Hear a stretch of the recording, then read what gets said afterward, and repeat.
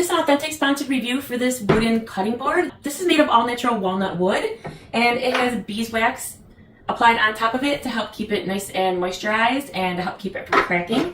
And this is really good for your blades on your knife, making it self-healing the way the particles are in here. And it's much nicer on your knives, so it's not going to dull all your knives so quick. And it also came with some little rubber feet, and I put them on each of the corners. That way, as you're cutting, it's not going to slide around or move around. It keeps it in place.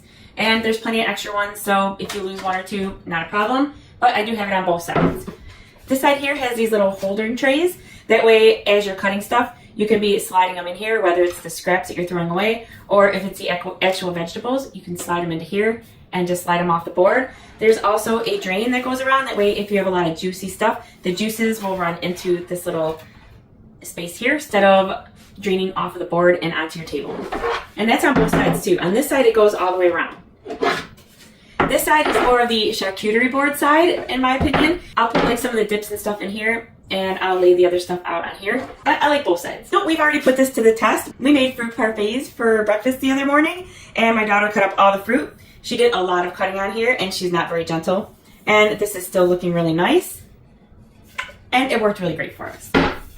They also sent some beeswax so that every now and again you can treat the wood. It's important to keep your wood moisturized so that it lasts a really long time. So what you do is just take some of this beeswax, put it on the little spreader here, and then just spread it around, and it'll moisturize your cutting board, and it'll help it last a lot longer. I really like the walnut. I love walnut and all the little details, the brighter and the darker wood.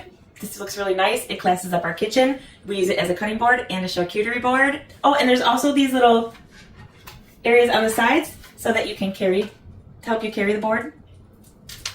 So if you're considering a wooden cutting board or charcuterie board, this is a really good choice.